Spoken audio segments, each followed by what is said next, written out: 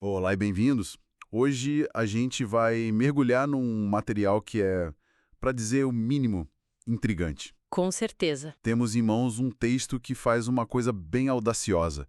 Ele pega uma profecia bíblica de mais de 2.500 anos e usa para traçar um mapa de um futuro conflito geopolítico. A nossa missão aqui é desvendar essa interpretação, entender a lógica dela. É isso mesmo. A fonte é um texto chamado Escatologia 16. E só para a gente nivelar, né, escatologia é basicamente o estudo das profecias sobre o fim dos tempos. Certo. E o que esse texto faz é conectar passagens dos livros de Isaías e Ezequiel com nações e eventos que, bom, a gente reconhece no noticiário hoje. E é fundamental dizer uma coisa, né? O nosso papel aqui não é validar ou refutar a profecia. É só explorar as ideias, as conexões que o autor apresenta. Exatamente. A gente vai analisar o argumento. E o ponto de partida já prende atenção. A ideia de que esse texto antigo não fala de metáforas vagas, mas descreve uma coalizão militar bem específica contra Israel. E liderada por nações que hoje a gente conhece como Rússia e Irã, entre outras. É uma afirmação de peso. Tá, vamos entrar nisso então. Olha, o autor começa com uma ressalva que eu achei importante. Interpretar profecias é um campo minado. Imagino. Ele argumenta que muitas leituras acabam, sabe, sendo moldadas pela doutrina de uma igreja ou pela visão de mundo de quem traduz. A tradução pode ser tendenciosa. Pode ser. Aí ele se posiciona como alguém que busca uma interpretação mais direta. Ele parte da premissa de que, se a profecia vem de Deus, ela tem que ter um sentido claro, único. E ele se baseia em algo para dizer isso. Sim, ele se apoia numa passagem de Isaías que diz: anuncia o fim desde o princípio. Para ele, isso quer dizer que o mapa do futuro já foi desenhado há milênios. O trabalho é só decifrar. Uma decodificação, então. E o código principal estaria nos capítulos 38 e 39 de Ezequiel? Isso. A fonte diz que ali está descrito o tempo da provação de Jacó. Que seria essa grande batalha final. Como esse cenário é pintado? A descrição é muito visual, sabe? A profecia fala de um líder chamado Gog, que vem da terra de Magog, um lugar que fica no extremo norte. Um líder do norte. E ele não vem sozinho, ele lidera o que o texto chama de uma grande companhia e um exército numeroso. A escala, desde o começo, é massiva. Espera um pouco. A imagem que a profecia pinta de Israel nesse momento é de um lugar em repouso, que habita seguro, fala até em aldeias não muradas. Sim, Isso soa como o oposto da realidade tensa que a gente costuma ver na região. Como a fonte lida com isso? essa é uma observação crucial. E o autor do nosso texto se debruça sobre isso. Para ele, essa descrição não é um erro, é uma pista fundamental. Uma pista. É. Ela aponta para um período futuro de paz relativa, talvez garantida por tratado, sabe? O que torna o ataque ainda mais traiçoeiro. A segurança seria uma condição para a profecia se cumprir. Entendi. E o motivo da invasão? Não é ideológico nem religioso, segundo o texto de Ezequiel. É explícito, a fim de tomares o despojo e de arrebatares a presa. E é uma guerra por recursos, então. Um saque. Um saque em escala monumental. É isso. Um ataque surpresa motivado por ganância. E a reação? Eu imagino que uma invasão desse tamanho provocaria uma resposta militar gigantesca de Israel, talvez de aliados. Krauss. E esse é o ponto que mais chama a atenção na análise da nossa fonte. Como assim? Não há uma contraofensiva humana. A resolução do conflito é descrita como uma intervenção divina, direta e avassaladora. Então não estamos falando de uma guerra nos termos que a gente conhece, com tanques e aviões dos dois lados. De jeito nenhum. A fonte destaca que as armas de Israel ou de qualquer aliado são irrelevantes na narrativa. O que acontece é uma série de eventos cataclísmicos. Cataclísmicos como? Primeiro, um grande tremor na terra de Israel. Um terremoto tão poderoso que, segundo a passagem, faria os peixes do mar e as aves do céu tremerem. Depois, o caos se instala nas tropas invasoras. A profecia diz: a espada de cada um se voltará contra seu irmão. O próprio exército se autodestrói em meio ao caos. É o começo do fim para eles.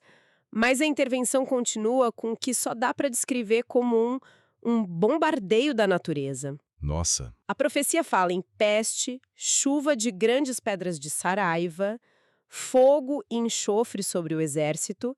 É um cenário apocalíptico. e qual seria o objetivo de tudo isso? O autor da fonte frisa que o objetivo, segundo o próprio texto, é uma demonstração de poder em escala global. A passagem termina dizendo: assim eu me engrandecerei e me darei a conhecer aos olhos de muitas nações, e saberão que eu sou o Senhor. A batalha, nessa leitura, vira um palco para uma revelação mundial. É um cenário devastador.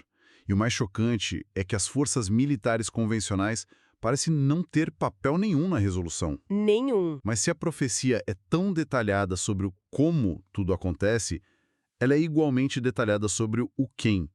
E é aqui que a análise da nossa fonte fica, para ser sincero, um pouco assustadora. Sem dúvida. O autor argumenta que Ezequiel, para ser entendido na sua época, usou os nomes dos povos e regiões que ele conhecia.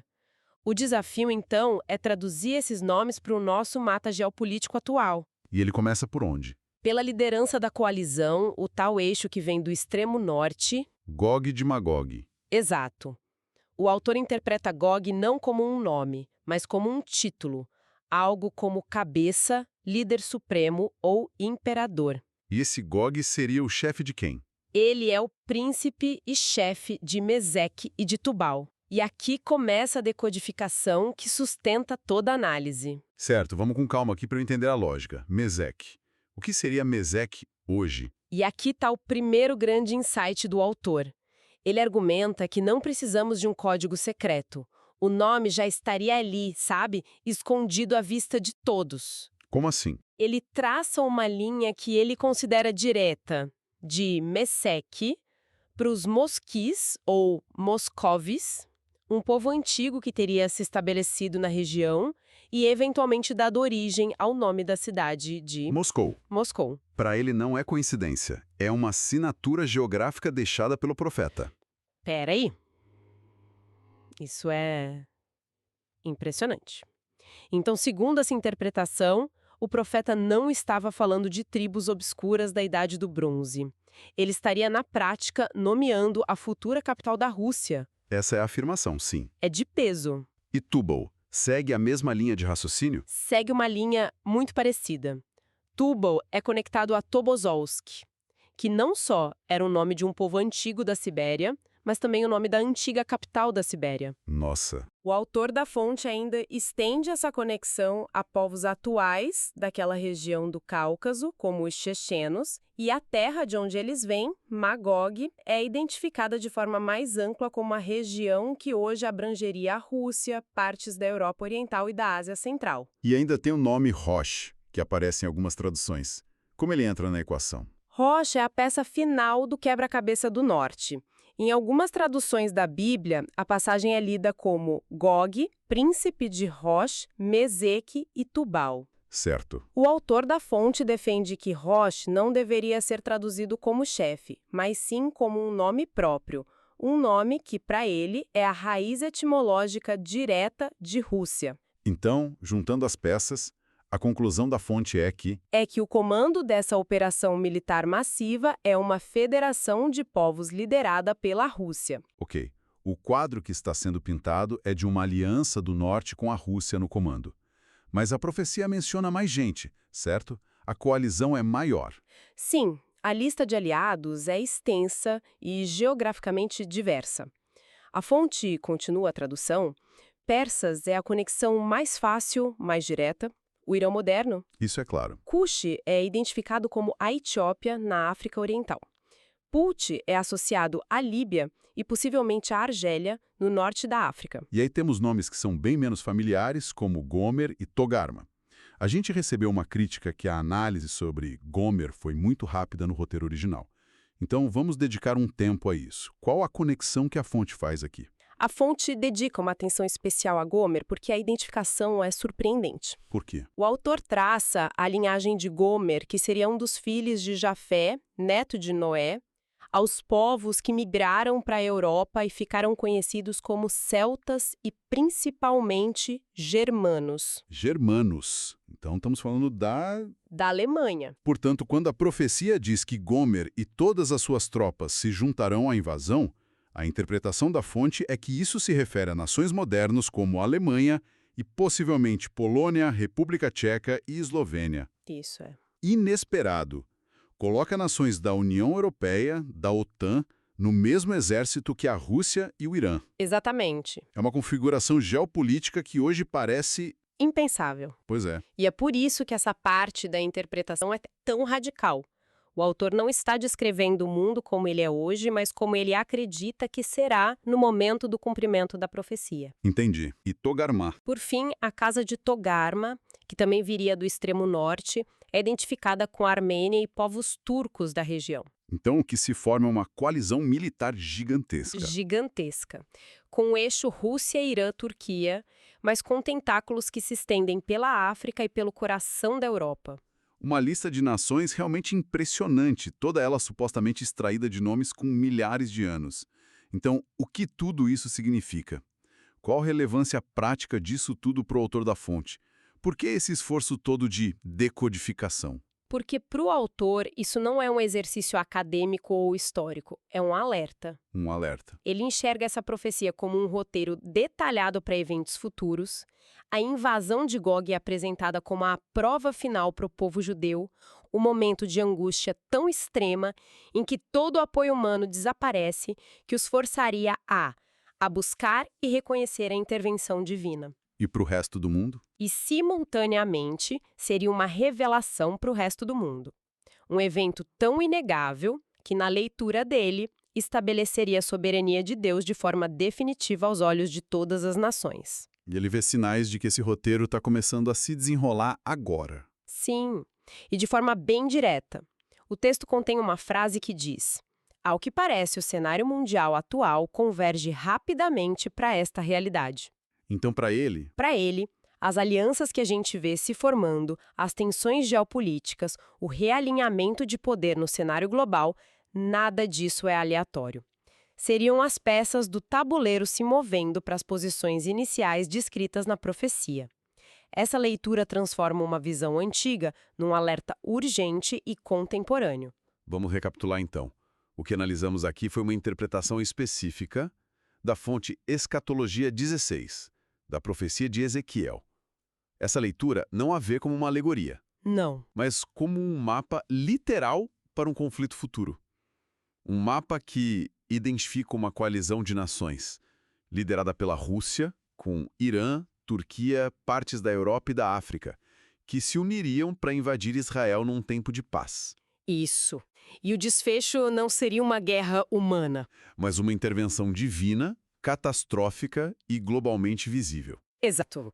O ponto central que a fonte levanta é como esses textos sobre o fim dos tempos, a escatologia, podem ser lidos como um modelo para entender a geopolítica. É fascinante. É fascinante notar que toda essa construção depende de uma cadeia de conexões que o autor apresenta como sendo etimológicas e históricas para transformar nomes e lugares de uma era distante num mapa de alerta para o mundo de hoje.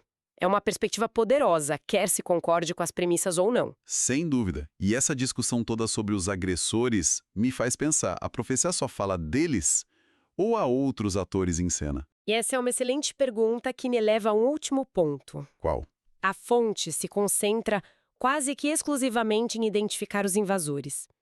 Mas a própria passagem de Ezequiel que o texto cita menciona outros grupos. O versículo diz: Salbai e Dedã e os mercadores de Tarsis, com todos os seus leões novos, te dirão: vens tu para tomar o despojo. Peraí, quem são esses Sabá, Dedã, Tarsis? Eles também estão na coalizão? Não, e esse é o detalhe fascinante. Eles não estão lutando, eles estão à margem, como observadores. Observadores. Sim, eles fazem uma pergunta que revela que eles entendem perfeitamente o motivo da invasão. Você veio para saquear. Mas eles não fazem nada. A pergunta é quase de um comentarista, não de um participante. Eles assistem a tudo acontecer. O que levanta uma questão bem incômoda, não é? Exatamente. E aqui fica um pensamento para quem nos ouve refletir. Se essa interpretação da profecia se dedica a mapear os agressores com tanto detalhe, o que ela sugere sobre o papel das outras potências mundiais num conflito dessa magnitude? Se a coalizão invasora é tão claramente definida, quem seriam esses observadores passivos no nosso cenário geopolítico atual? E a pergunta mais inquietante de todas: por que eles apenas assistiriam?